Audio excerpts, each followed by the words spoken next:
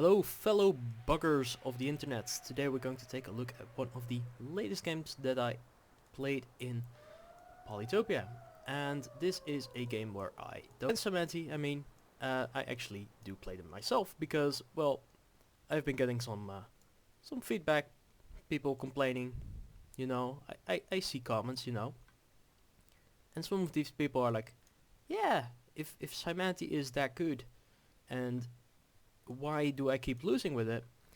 And I'm like, well, I will show you why. Because you are doing it wrong. And our opponent here, you probably can't see them. Wait, I'm going back.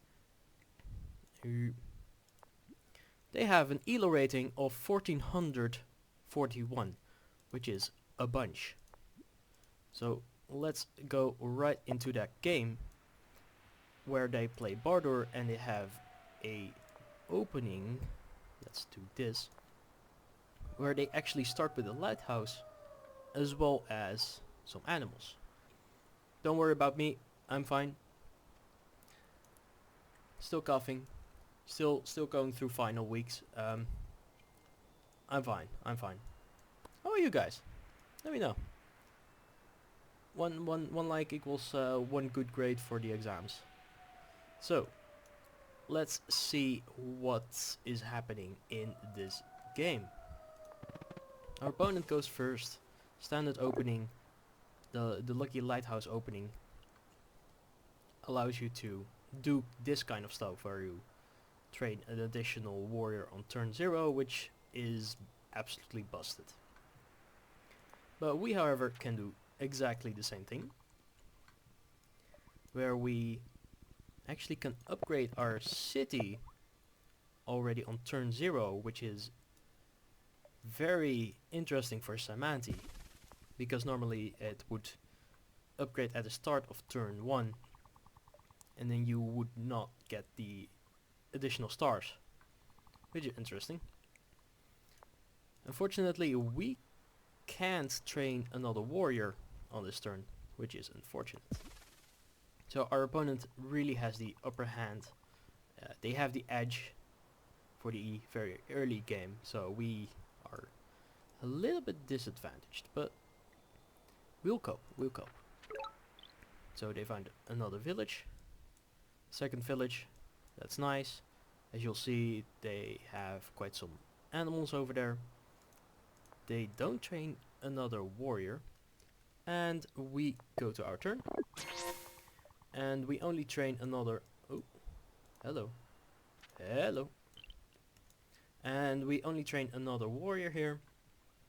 And as you can see, we can upgrade this, our capital, with these spores over here. And our shaman is going to boost this warrior so that it can move 2 tiles, which actually is a bit better than just moving the shaman itself. Just a little bit more effective. Small advantages lead to big advantages. They snowball. So, whoop. These turns always go so quickly. This is a whole bunch of animals, which is really lucky for them. And yeah.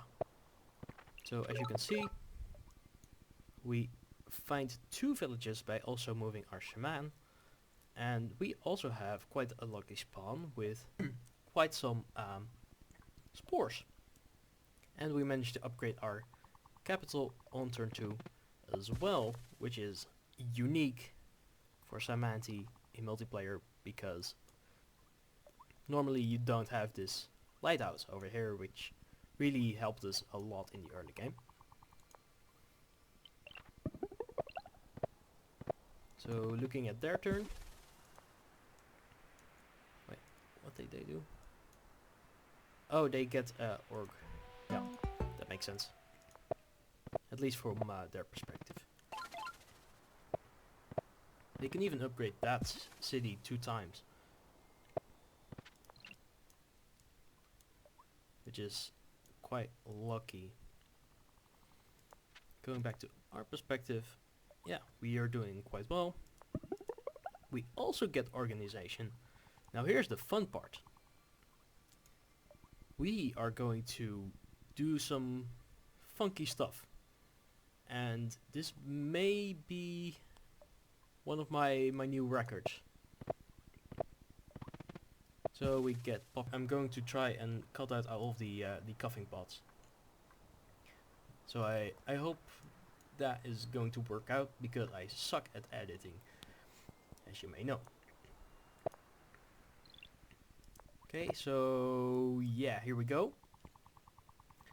We get another population from this guy, and there we get a subunit on turn 4, which is phenomenal. And I don't think I've ever done that on turn 4, especially not with Cymanti. Maybe like Bardor, very like last update, that might have been quite feasible, but this is unique. And going into this turn, we have 9 stars per turn. Oh wait, maybe no, 7 stars per turn. 8 stars, 9 stars. Here we do some funky stuff. We upgrade, get an explorer. The explorer goes all the way over there, finds a lighthouse, and because we upgraded our capital to level 5 on this turn, we can do the following, which is get a Park of Fortune, get some resources, from the resources upgrade our city, leaving us in a very strong position. I mean, our shaman is quite weak over there, but we have a centipede now, as well as a warrior here to tank some of the hits. But we are also going to go the more aggressive route now that we have quite a nice economy going. Our opponent, on the other hand, is going back to the good old days for Bardor, going rider roads. Not roads yet, but just going with riders. They know how to live their best life, and yeah, they just love the old ways of Bardor. So what about us? Well, take a workshop. We start assembling Tron, as you can see. As you can see here, we start assembling Tron, and we even train another hexapod. Our opponent gets roads, rider roads, as I said before. They have 9 stars per turn, and yeah, they are expanding all over the place with their stupid riders. And if there's one thing you need to know about this matchup in particular, is that rider roads is maybe the perfect counter against Cymanti, because the hexapods can't outrun this. So the riders can hit and then retreat back, so that they basically can't be hit back, which is really unfortunate for us, because they noticed that. But here we go. We are building up our army now. We have no clue about the whereabouts of our opponent, but nonetheless, we are going strong. Resources. I believe I trained. Oh no, I just go with the spores over there, because I wanted to get another centipede over here as well, because we can. Calculating it, for this is 3 and 3 population. Give 6. If you get population growth, you need only 2 more, and that's exactly what we get here. So yeah. Now our opponent is catching up with us. They pick the workshop. They see quite unfortunate for them. This is the first unit they see, and that is probably the worst thing that a barter player can see on turn 7. And I think they handled it exactly as the usual player would. Just ignore the problem, which gives us basically a free kill. So we meet our opponent, start smacking them, and we siege. This is I learned this from one of the previous Poly Champions gameplay videos. This is called a slingshot maneuver, where you use one unit to reveal the fog, and then the other unit can use that information to go somewhere else. Thank you, Polychamps. More news on that in a bit. At the end. So, our opponent sees the problem, but doesn't handle it particularly right. Although they have a very high elo rating, I think they should have been able to handle this with the amount of units they had. Which is, honestly, they were a good player. I don't think they made any big mistakes other than the following thing that they're going to do. Which is, they try to hit the head first, but they could have killed it? Look at this.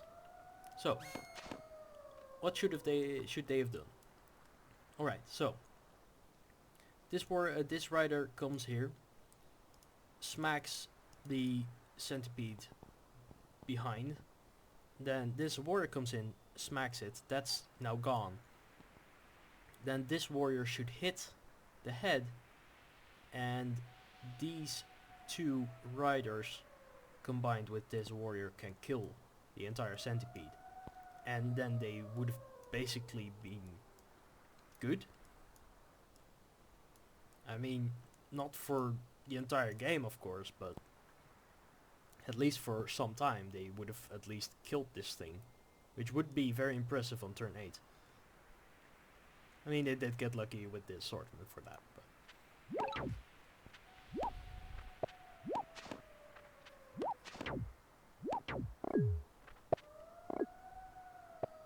interesting place. And I think here our opponent actually already resigns. Yeah. Would you look at that? That is how you play Cymanti. Polychamps approved, kind of. So, talking about Polychamps. I got into one of the teams, and I'm now officially a Husky, or like an Arctic Wolf, but like the junior version of it. Which means that I will probably be playing quite a lot of Polytopia in the next coming years, until my life is basically nothing else anymore. So you might get to see some of my learning opportunities in the coming days. So yeah, I'm very excited to play on the team and play some 2v2s as well. Still going to make videos about 1v1s, maybe also some 2v2s. We'll see. We'll see. So I think that will be it for today. I hope you all enjoyed and smacked the like button. I should really not ask anymore. Just you know what to do. Hit the like button, hit the subscribe button. Comment about your thoughts. Comment your dislikes about how this opponent played perfectly but just didn't have the luck. To that I say, skill issue. Alright, see you in the next one. Bye.